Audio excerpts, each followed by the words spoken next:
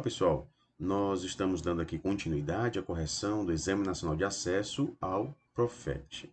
Vamos aqui neste vídeo fazer a correção das questões 11 a 20, tá bom pessoal? 11ª questão.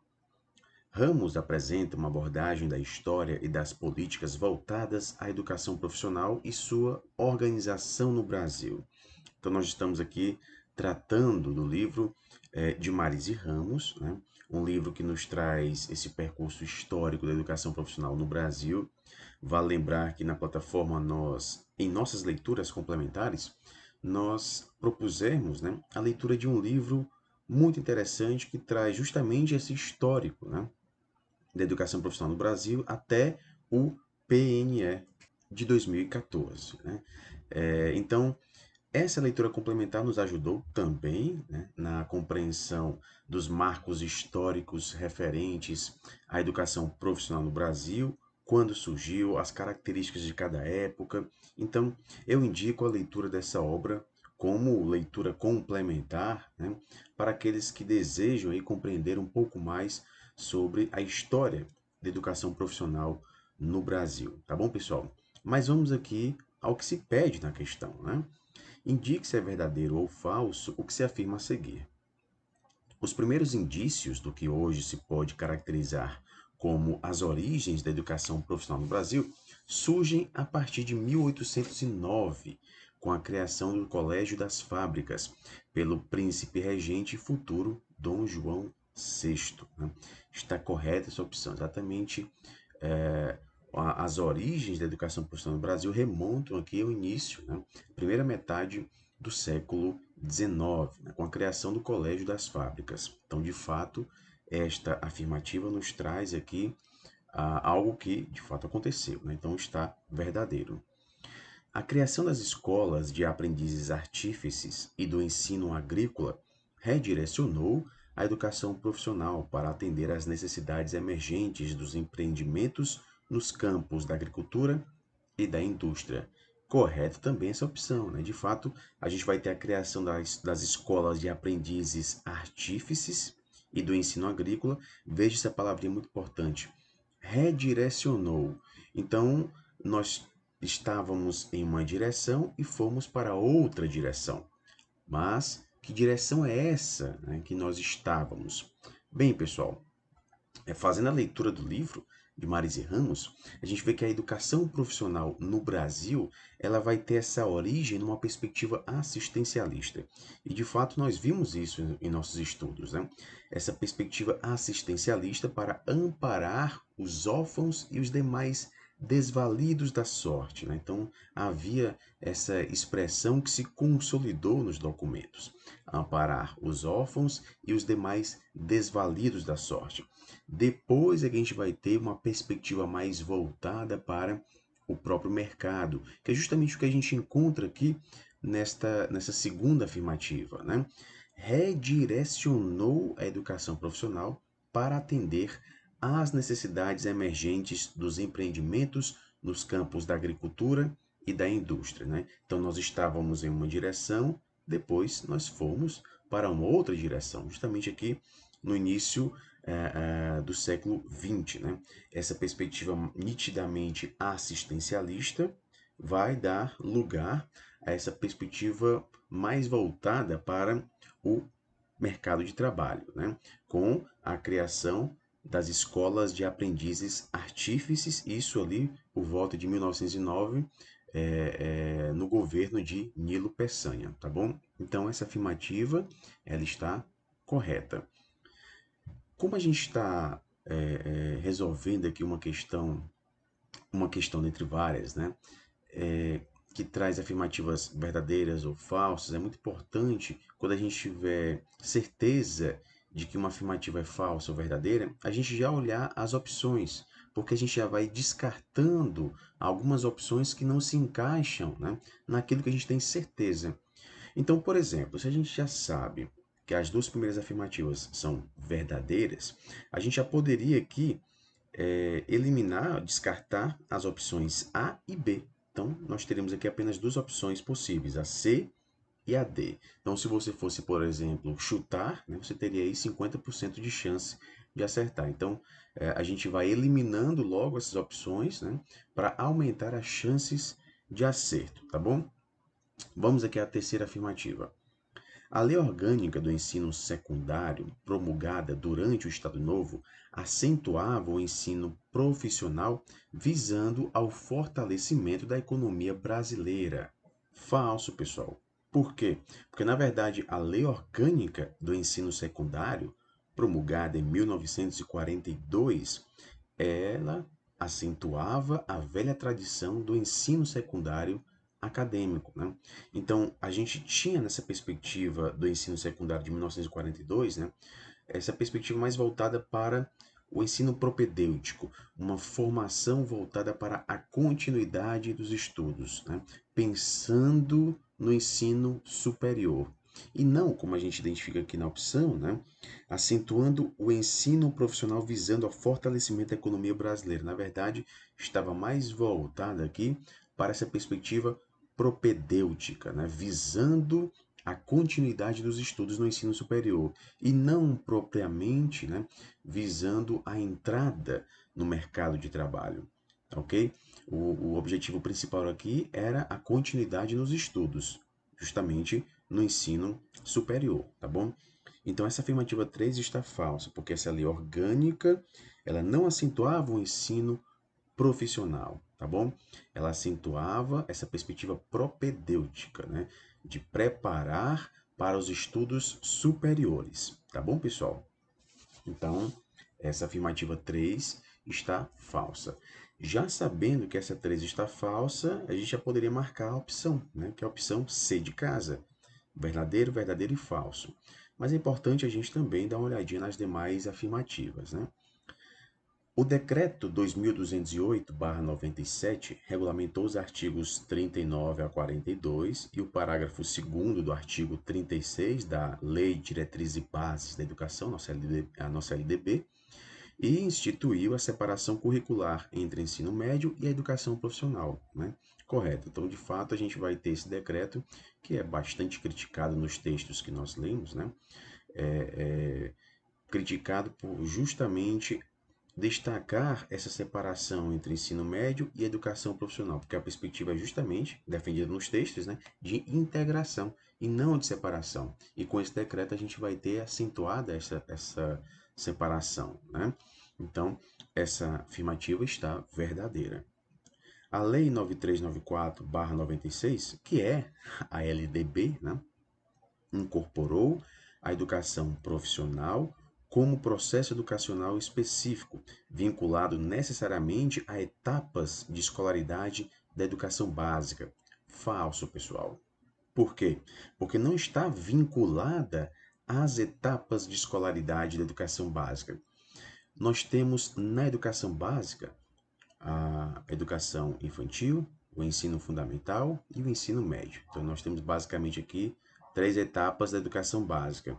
A LDB não diz que a educação profissional está vinculada necessariamente a essas etapas, ok? Então, isso não está na LDB, tá bom, pessoal? Então, essa afirmativa está falsa. Portanto, a opção correta da 11ª questão é a opção C de casa. 12ª questão. A autora Della Fonte considera a proposta marxista do trabalho como um princípio educativo a mais avançada e sistematizada contra um projeto centrado no interesse do capital.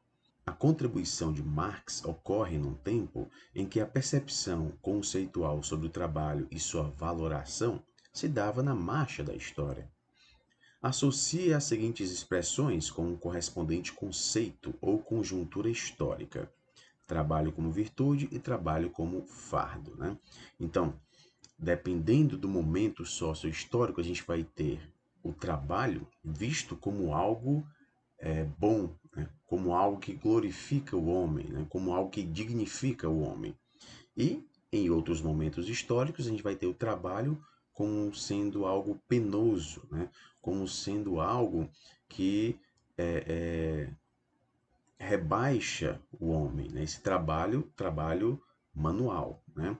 Então, dependendo do contexto histórico no qual nós estamos inseridos, né, a gente vai ter um conceito, né, uma ideia diferente, né, um valor diferente atribuído a esse conceito de trabalho, tá bom? Então, basicamente, trata-se de uma questão que busca saber se a gente consegue identificar, né, o momento sócio-histórico, né, correspondente à ideia de trabalho como virtude ou trabalho como fardo, né?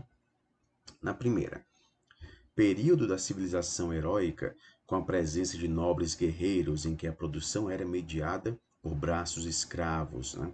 Aqui a gente vai ter o trabalho como fardo, né? Essa civilização heróica, a gente vê isso muito nos poemas homéricos, né? A Ilíada, a Odisseia, né?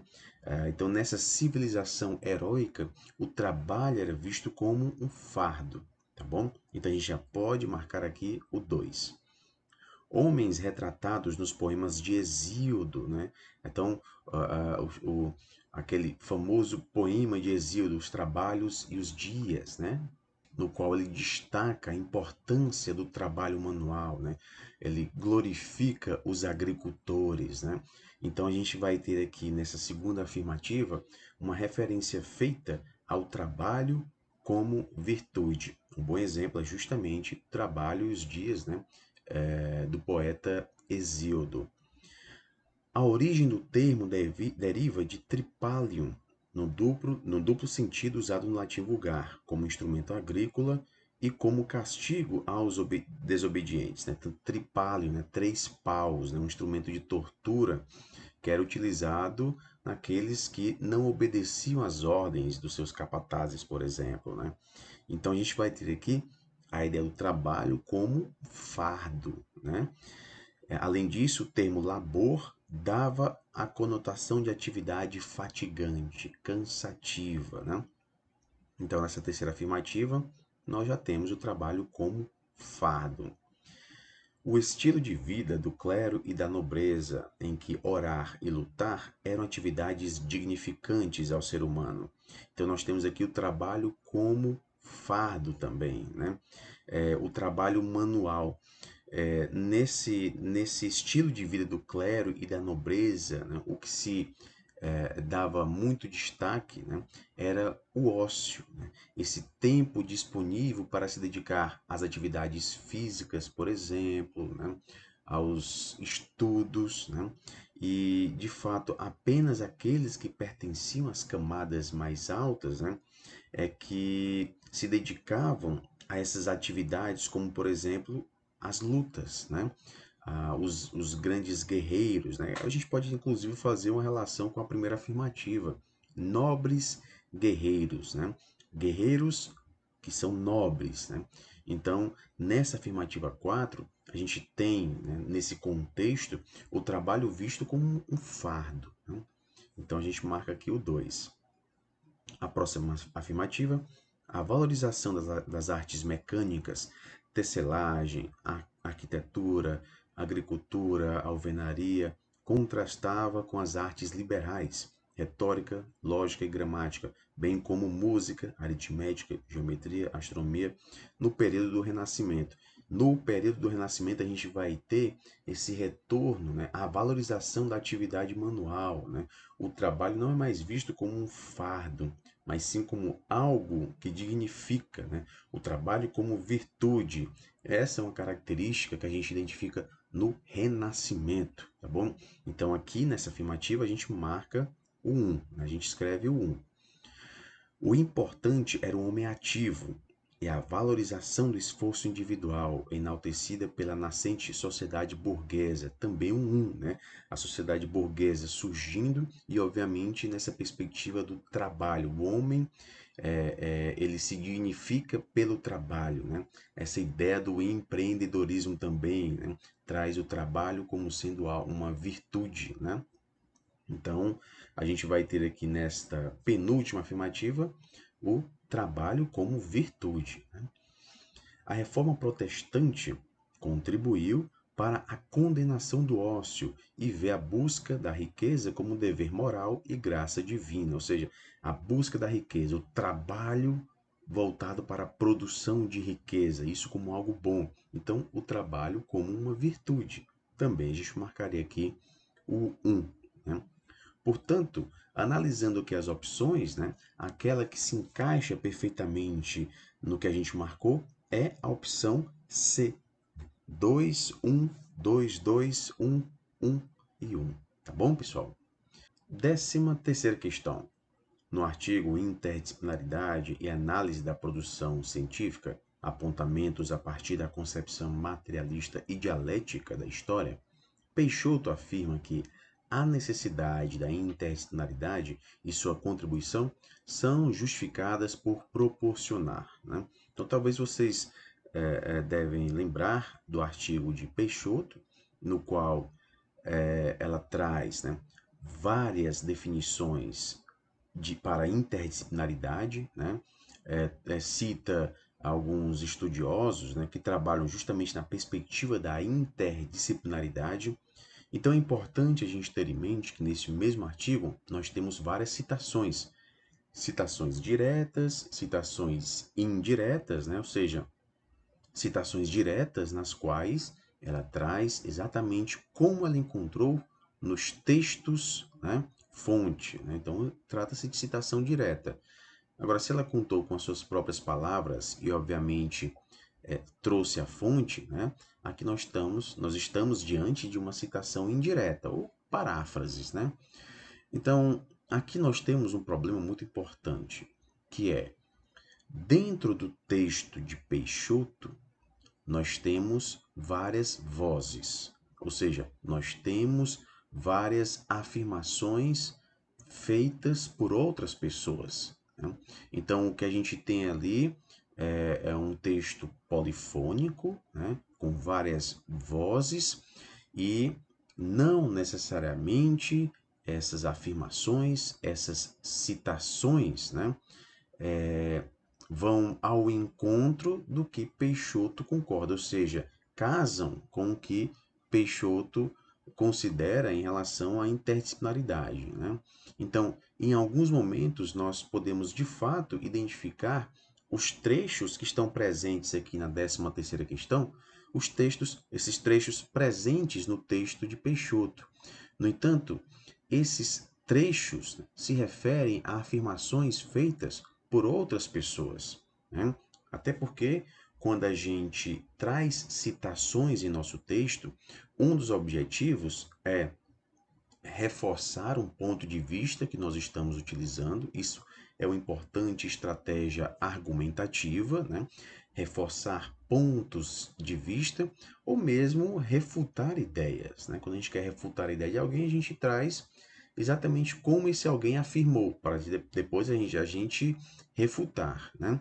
A utilização de aspas, a utilização de fontes servem justamente para dizer, olha, não sou eu que estou dizendo isso. Quem está dizendo isso é essa pessoa que eu estou citando. Tanto é que eu estou destacando aqui a fonte, né? Então, na verdade, o que a gente encontra nesse texto são afirmações feitas por outras pessoas que são citadas, né, no texto de Peixoto. Então, o problema que eu identifico nessa questão é justamente Peixoto afirma que a necessidade, na verdade, o que a gente encontra nos itens da 13ª questão, não são afirmações de Peixoto, são citações, são outras vozes, né? No caso mais específico aqui da 13ª questão, de Japiaçu, né? Então, quando a gente começa a fazer a leitura do texto de Peixoto, a gente identifica alguns estudiosos, né, que trazem definição de interdisciplinaridade, a importância, ou seja, trazem os argumentos para justificar o trabalho com a interdisciplinaridade. É justamente isso que nós identificamos na 13ª questão, os argumentos para se trabalhar com a interdisciplinaridade. Mas quem afirma esses argumentos, quem traz esses argumentos, não é Peixoto, mas sim Japiaçu, né? Então, pessoal, o problema dessa 13ª questão está aí. Não é Peixoto que está afirmando, né? O emprego de aspas já deixa até claro que, olha, não sou eu que afirma, é essa outra pessoa que afirma, né? Então, aqui nós temos esse problema, né? Mas vamos supor né, que essa questão não tenha nenhum problema. Na minha opinião, tem, e ela merece ser anulada por conta disso, né? Porque as afirmativas que nós temos aqui não são afirmações de Peixoto, então não tem como a gente marcar. Mas se fosse, por exemplo, já Piaçu afirma que, aí tudo bem, né?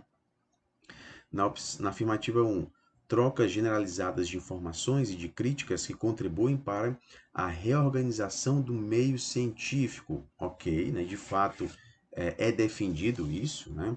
Que a interdisciplinaridade proporciona essas trocas. Quando eu digo é defendido, por Japiaçu, né? No trecho do texto de Peixoto, no qual ela cita Japiaçu, então a gente tem isso defendido aqui, né?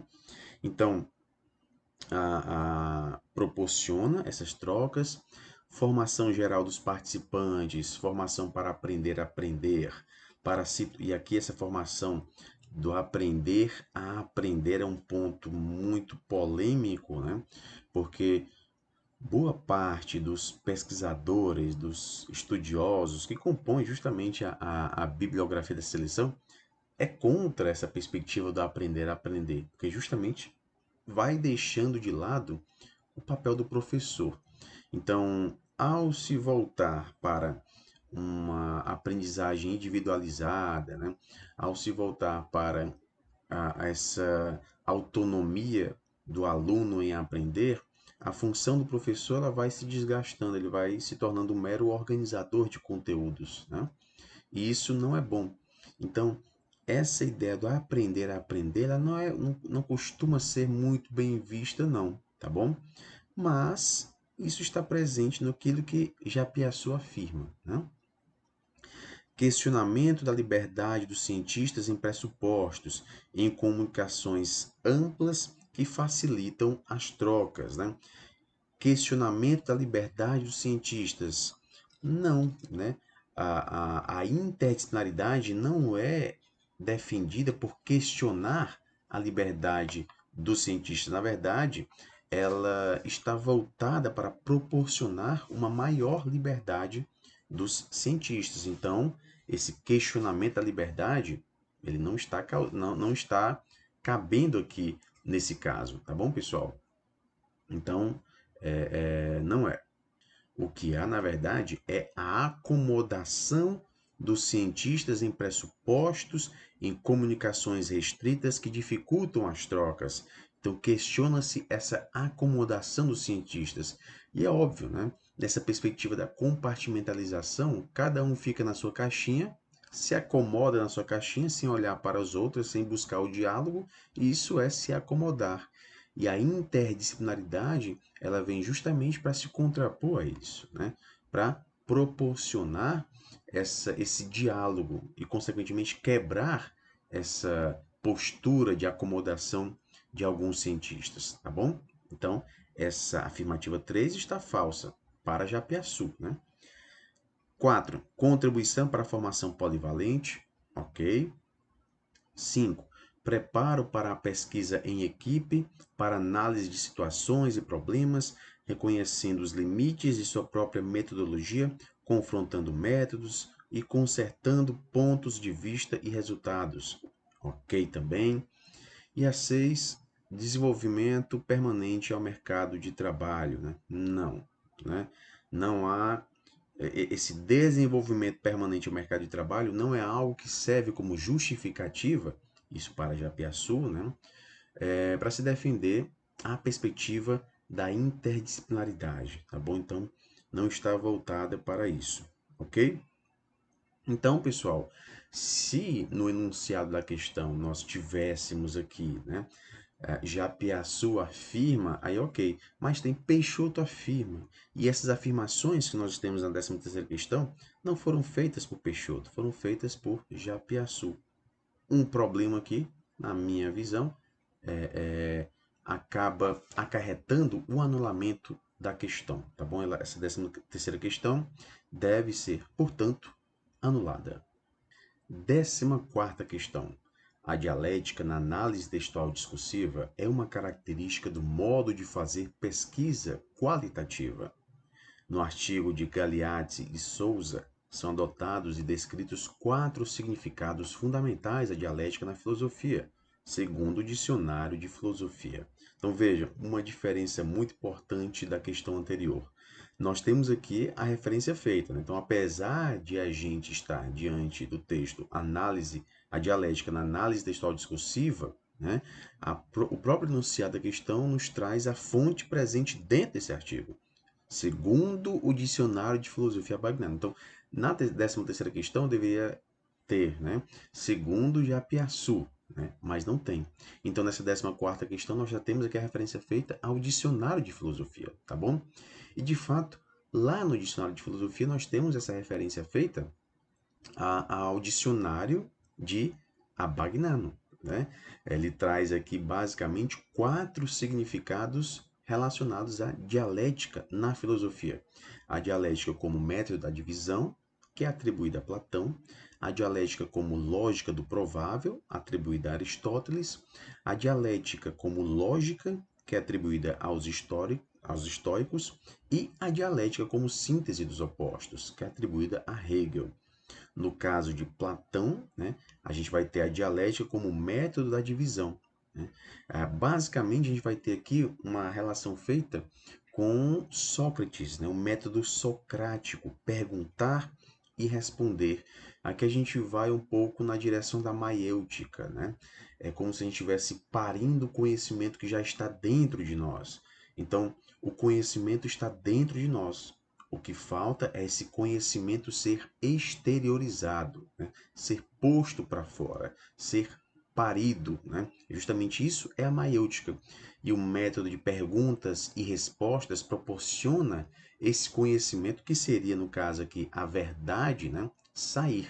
Então, na colaboração de 2 ou mais pessoas, segundo o procedimento socrático de perguntar e responder. Então, aqui a gente vai ter essa ideia, né, da dialética estando voltada para se chegar à verdade, né? Então a gente vai ter essa comunicação voltada para a produção da verdade, a produção do conhecimento. A dialética seria composta, portanto, de 2 momentos: levar as coisas dispersas a uma ideia única e defini-la de modo que possa ser comunicada a todos. Então a gente tem uma ideia que deve ser comunicada a todo mundo. Depois, essa ideia que é comunicada a todo mundo vai ser dividida de novo, né? Por quê? Ela vai ser dividida para que justamente possa se chegar a outras ideias. Uma única ideia pode abarcar outras ideias. E como que a gente chega a essas outras ideias? Por meio da dialética, né? Fazendo perguntas, respondendo. Então, uma mesma ideia pode gerar outras ideias, né? Então, a gente vai dividindo aqui as próprias ideias. Por isso que a gente vai ter essa perspectiva de Platão, né? Como sendo a dialética como método de divisão, né? Dividindo as ideias por meio desse diálogo existente entre 2 ou mais pessoas, né? Então, nesse aqui, a gente vai encontrar Platão. Tanto é que em todas as opções nós só temos Platão, né? Na 2, dialética como lógica do provável, né? Essa dialética como lógica do provável vai fazer referência justamente a Aristóteles. Ele vai partir de premissas prováveis ao invés de premissas verdadeiras. Então, ele vai trabalhar com aquilo que é provável. E o que seria aquilo que é provável? O que seria algo provável? É aquilo que é aceitável por todos. Ok, pessoal? Então, essa dialética como lógica do provável faz referência a Aristóteles. E a dialética como lógica, aqui nós vamos ter os estoicos, algo parecido com o método de Aristóteles. A diferença é que em Aristóteles nós temos as premissas prováveis. Para os estoicos não há diferença entre premissa provável e premissa hipotética. Essa é a principal diferença.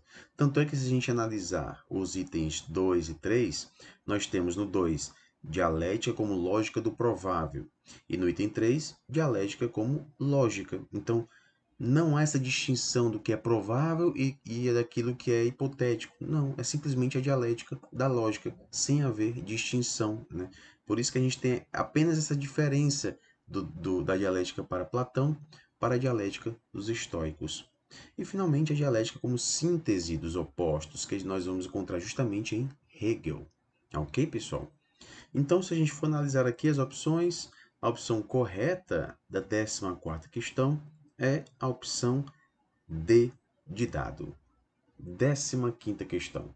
No texto Trabalho e Formação Docente na Educação Profissional, Moura explicita alguns princípios que devem sustentar a proposta de um ensino médio integral. Considere os seguintes princípios. Então, princípios que sustentam o ensino médio integral, né? Afirmativa 1, né, o princípio 1. Formação humana integral, ok, sustenta a proposta de um ensino médio integral. Afirmativa 2. Trabalho, ciência, tecnologia e cultura como categorias indissociáveis da formação humana, ok também. Trabalho como princípio educativo, é óbvio que sim. Empreendedorismo como princípio educativo, não, pessoal. Esse empreendedorismo é bastante criticado, né? Não, até porque traz uma perspectiva voltada para o mercado de trabalho, né? Então, o empreendedorismo não sustenta uma proposta de um ensino médio integral. O trabalho da produção do conhecimento, ok, né? O trabalho da produção do conhecimento se faz presente nessa proposta. E a 6, a relação parte-parte na proposta curricular. Não, na verdade, a relação parte e todo na proposta curricular. Ok, pessoal? Então, essa relação deve ocorrer entre a parte e o todo, né? Parte e totalidade na proposta curricular. Então, esta afirmativa 6 está falsa. Não é parte e parte, sim parte e todo, né? Parte e totalidade. Então, a gente tem aqui a afirmativa 1 correta, a 2 correta, a 3 correta, a 4 não, a 5 ok e a 6 não. Então, 1, 2, 3 e 5. Né? Então, a gente vai ter aqui a opção correta para ser marcada, a opção A, a 15ª questão. 16ª questão. O discurso e as práticas pedagógicas da educação escolar e da educação profissional são carregados de concepções. No primeiro trecho do texto de Coenzer, abaixo, temos um aspecto que, segundo a autora, refere-se à concepção de aprendizagem flexível, AF, e o segundo, a concepção materialista histórica. Na aprendizagem flexível, o professor passa a ter reforçadas as atribuições de planejamento e acompanhamento mediante tutoria.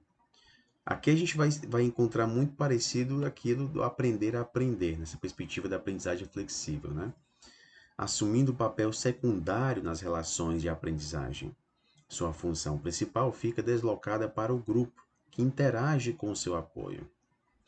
No materialismo histórico, ele assume o papel de mediador, que organizará situações significativas de aprendizagem em que teoria e prática estejam articuladas, quer pelo tratamento de situações concretas, mediante exemplos, casos, problemas, simulações, laboratórios, jogos, quer pela inserção do aprendiz na prática laboral, através de visitas, estágios ou práticas vivenciais.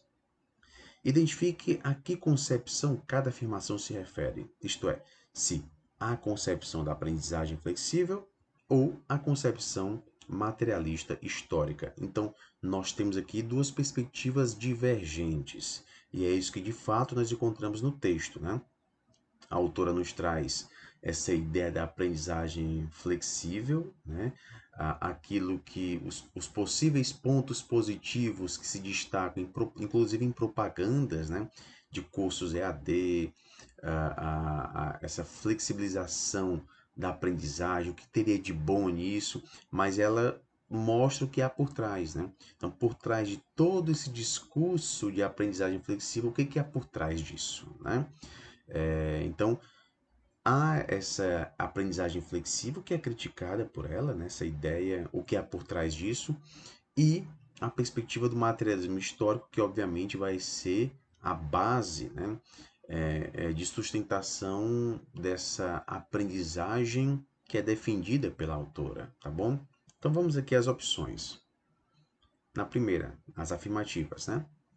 Aponta para uma concepção de conhecimento em que os processos sociais de trabalho constituem ponto de partida para a seleção e organização dos conteúdos, ou seja, processos sociais de trabalho são ponto de partida para selecionar e organizar conteúdos, superando a lógica que rege as abordagens disciplinares, que expressam a fragmentação da ciência e sua separação da prática. Aqui nós vamos ter o materialismo histórico, né? Essa concepção de conhecimento em que os processos sociais de trabalho constituem ponto de partida. Então a gente vai partir dessa realidade concreta, os processos sociais e de trabalho. Então, é a partir desses processos sociais de trabalho que vão ser organizados os conteúdos, vão ser selecionados e organizados. Então, os conteúdos, eles partem, né, do mundo concreto, do mundo empírico, né? Superando a lógica que rege as abordagens disciplinares, que expressam a fragmentação da ciência e a sua separação da prática. Então, justamente por não se separar da prática, né, a perspectiva do materialismo histórico não se separa da prática, obviamente considera sim a prática, né? Então, é justamente por isso que ela vai superar essa lógica de uma abordagem disciplinar, né? Então, o materialismo histórico vai de encontro, ou seja, ele se choca com essa perspectiva meramente disciplinar. Afirmativa 2. Aponta para a necessidade da formação de profissionais flexíveis. Opa, aqui a gente já vai para a aprendizagem flexível, né?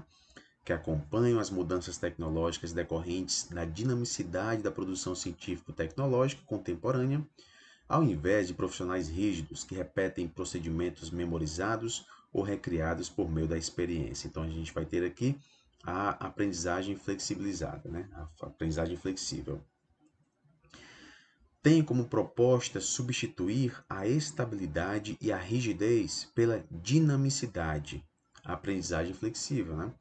Pelo movimento, cabendo à educação assegurar o domínio dos conhecimentos que fundamentam as práticas sociais e a capacidade, por meio do desenvolvimento de competências, e a aprendizagem flexível tem como uma de suas grandes características, né, a aprendizagem por meio de competências, né, a pedagogia das competências, né, que permitam aprender ao longo da vida, né? Então aqui a gente tem a aprendizagem flexível. Acredita que os vínculos entre capacitação e trabalho são substituídos pela utilização das novas tecnologias, que banaliza as competências, tornando-as bastante parecidas com uma base comum de conhecimentos de automação industrial, em que o mercado de trabalho passa a demandar competências diferenciadas para atender à lógica dos arranjos flexíveis, aprendizagem flexível, né? Tem como finalidade a formação de trabalhadores com subjetividades flexíveis, aprendizagem flexível, tanto do ponto de vista cognitivo quanto ético, por meio de educação geral, complementada com capacitações profissionais disponibilizadas de forma diferenciada por origem de classe, que os levem a exercer e a aceitar de forma natural as múltiplas tarefas do mercado flexibilizado. Então, essa aprendizagem flexível, ela leva os trabalhadores a aceitar isso como sendo natural. É natural a gente ter a divisão de classes, é natural haver essas tarefas do mercado de trabalho. Então, tudo é naturalizado. A perspectiva histórica é deixada de lado, ou seja, a perspectiva de que tudo que nós temos hoje é o resultado da ação humana e não de algo natural que aconteceu naturalmente. Não, isso é o resultado da ação humana. Então, o que nós temos aqui é basicamente a aprendizagem flexível, né? Concebe o conhecimento como resultado da recriação, ou seja, da reprodução da realidade no pensamento, o que ocorre através da atividade humana. É através desse processo que a realidade adquire significado para os seres humanos. Materialismo histórico. considera as tecnologias como sendo novas formas de mediação entre o ser humano e o conhecimento, e seu uso na prática pedagógica poderá estimular o desenvolvimento de identidades comprometidas com a construção de relações sociais produtivas mais justas, né? O materialismo histórico, né? Ele vai casar aqui com o que nós temos nessa afirmativa, tá bom? Então, analisando aqui todas as afirmativas, né, o que a gente foi marcando, a opção correta que deve ser marcada, que obviamente nos traz essa sequência, né, de cima para baixo, é a afirmativa A. MH, AF, AF, AF, AF, MH e MH. Tá bom, pessoal? 17ª questão. O rico proprietário de terras, filósofo e funcionário público John Locke, em sua defesa ao liberalismo nascente, percebendo o volume de pessoas sem trabalho, expulsos das terras e não absorvidos pela manufatura, propunha correção moral, internação forçada em escolas profissionalizantes aos jovens, leis severas e punição à vagabundagem. Obviamente, então, as medidas que tinham de ser aplicadas aos trabalhadores pobres eram radicalmente diferentes daquelas que os homens da razão consideravam adequadas para si próprios. O capital percebeu na prática e com o tempo que tais medidas eram insuficientes ou improdutivas diante da mudança do sistema fabril. Então, as instituições de educação tiveram de ser adaptadas no decorrer do tempo, de acordo com as determinações reprodutivas em mutação do sistema capital. Ou seja, seu funcionamento adequado só aconteceria, de fato, se estivesse em sintonia com as determinações educacionais gerais da sociedade como um todo. Em conformidade ao que preconiza o texto, o autor define a função da educação no capitalismo, que é importante. A função da educação no capitalismo, expressa na seguinte assertiva. Opção A. Aumentar a produtividade para diminuir as horas de trabalho e, assim, o trabalhador ter 8 horas para descanso e mais 8 horas para estudos e lazer. Não, né, pessoal? A educação no capitalismo não está voltada, não pensa nessa questão de 8 horas para estudo do lazer, 8 horas para o descanso, né? Então, não, ok? O que nós temos na afirmativa A não nos traz a função da educação no capitalismo, né? A opção B, ampliar o esclarecimento e a razão para a maioria, falso, né, pessoal? A educação no capitalismo não visa ampliar o esclarecimento da classe trabalhadora. O que ela visa justamente é ampliar a alienação, né, e não o esclarecimento, né? Então já está falso o item B. C. Combater o ócio e ocupar as mentes das pessoas. De outro lado, promover o humanismo. Não, né, pessoal? A educação no capitalismo não visa promover o humanismo, né? Não. Opção D. Internalizar a legitimidade da posição hierárquica na sociedade e adequar as expectativas em condutas definidas. Correta essa opção. A educação no capitalismo visa legitimar as relações de poder, legitimar, né, o poder hegemônico, naturalizar, fazer com que as pessoas vejam isso como sendo algo natural. A gente acaba internalizando isso. Essa internalização ela ocorre, por exemplo, em discursos como a vida é assim mesmo, fazer o quê? Né? Não tem o que fazer. Né? Então, isso é legitimado pela educação no capitalismo, né? Fazendo com que as pessoas se adequem a condutas definidas, né? Uma conduta passível, passiva, uma conduta de um indivíduo meramente reprodutor daquilo que ele vê, né? Então ele apenas reproduz, ele não produz, ele apenas reproduz. Então é uma conduta já definida pela classe hegemônica, né? E a educação no capitalismo ela contribui para isso, para fazer com que as pessoas se adequem a expectativas de determinadas condutas, né? condutas, obviamente, que não sejam contra-hegemônicas. Tá? Então, a afirmativa correta, né, a opção correta da 17ª questão é a opção D de dado. 18ª questão. Leite, no artigo Contribuições do Materialismo Histórico Dialético para as Pesquisas em Mestrados Profissionais na área de Ensino de Humanidades, relaciona, segundo Freire, né, olha só que é a diferença dessa questão para a 13ª, aquela que eu disse que deve ser anulada. Segundo Freire, né, há uma citação clara no enunciado, diferentemente do que nós temos na questão 13. Né? Alguns passos que são essenciais para se realizar as pesquisas de cunho participativo. Então, que passos seriam esses? Segundo Freire, e isso o enunciado nos traz. Né? Então, vamos aqui às opções. As afirmativas. Analisar os estudos existentes sobre o tema, ok. Não delimitar a pesquisa, não. Né? Ele traz que justamente é preciso delimitar a pesquisa, né?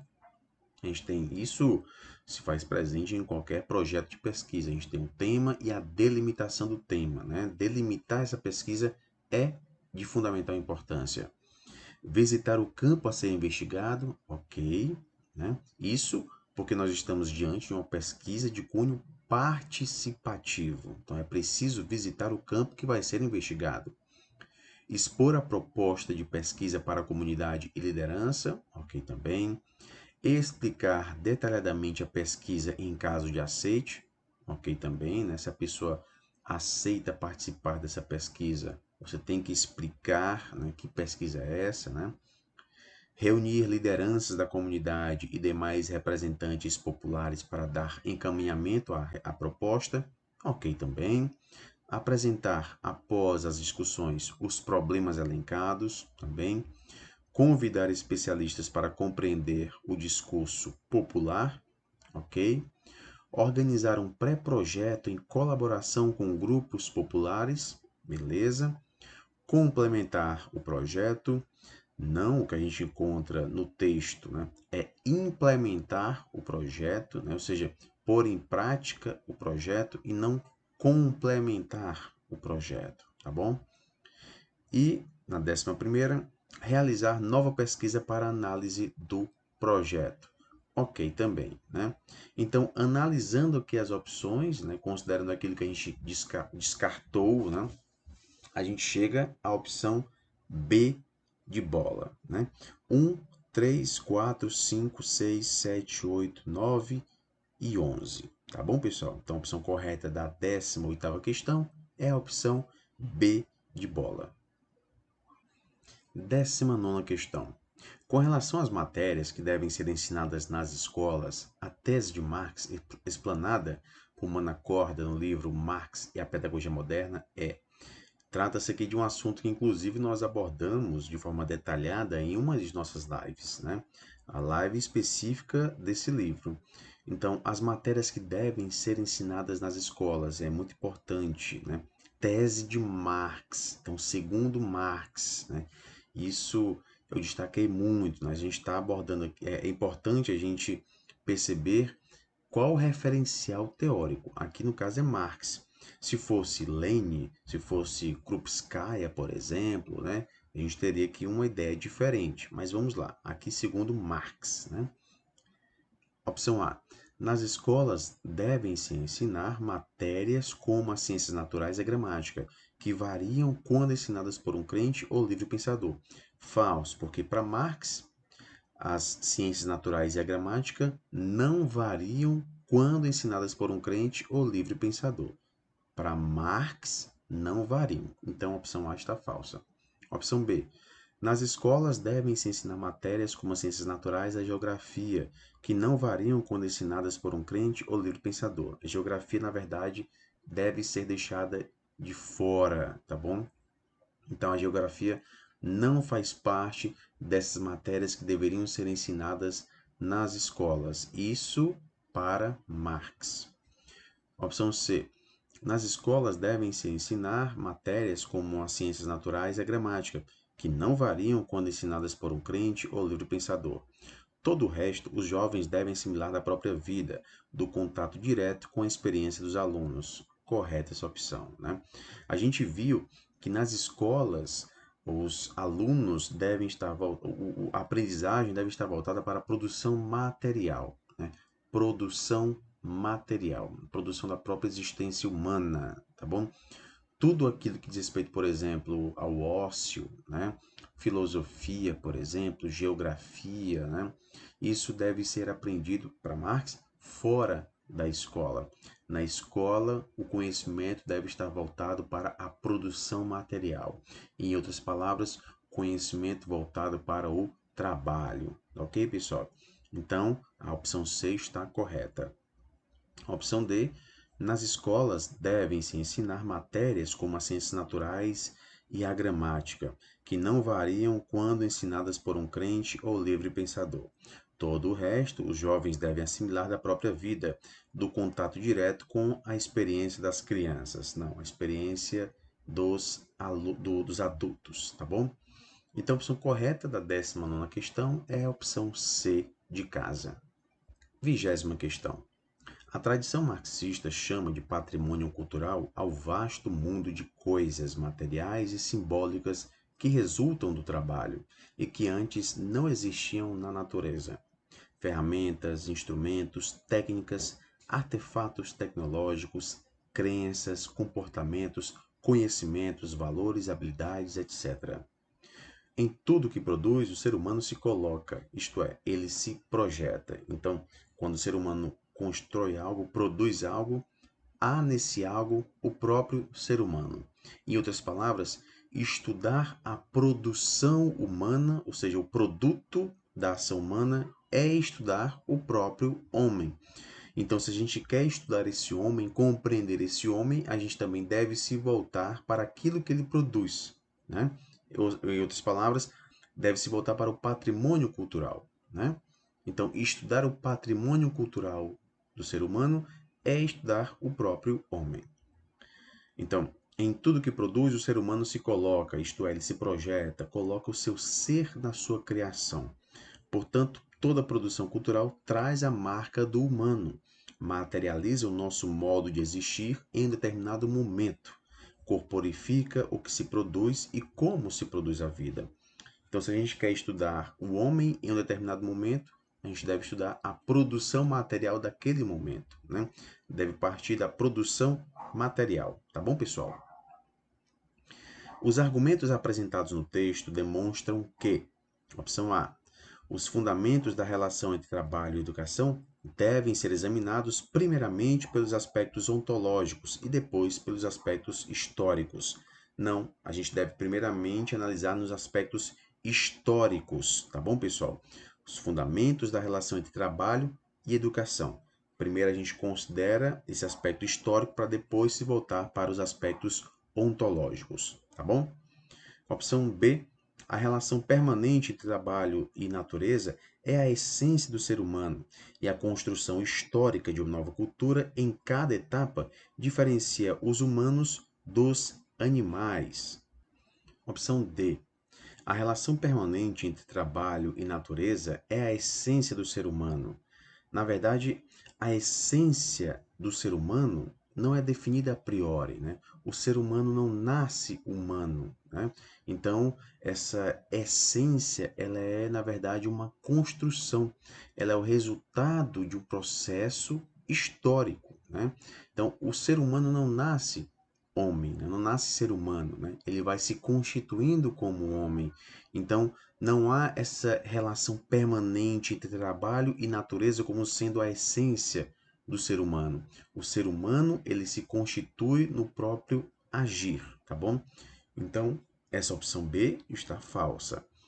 Opção C. Há uma nítida separação entre o ser do homem e o ser do trabalho, pois este é cultural. Não, também está falso. Não há separação entre o ser do homem e o ser do trabalho, né? Opção D. Cada geração de humanos deve fazer a apreensão das conquistas históricas, assim humanizando-se pelo acesso ao patrimônio cultural herdado. Correto, né?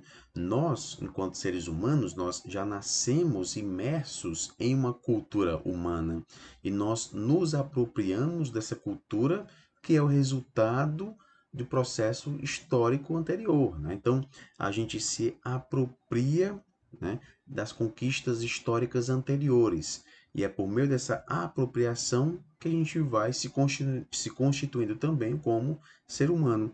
A gente vai se humanizando a partir daquilo que foi construído, ou seja, a partir do próprio patrimônio cultural que nós temos, né? Então, de fato, nós, quando nascemos, nós já herdamos um patrimônio cultural. E é a partir desse patrimônio cultural que a gente vai se humanizando, né? Então, a opção correta da 20ª questão é a opção D de dado. E nós finalizamos aqui esta segunda parte de correções das questões do Exame Nacional de Acesso ao Profept 2023. Bons estudos a todos e até a próxima.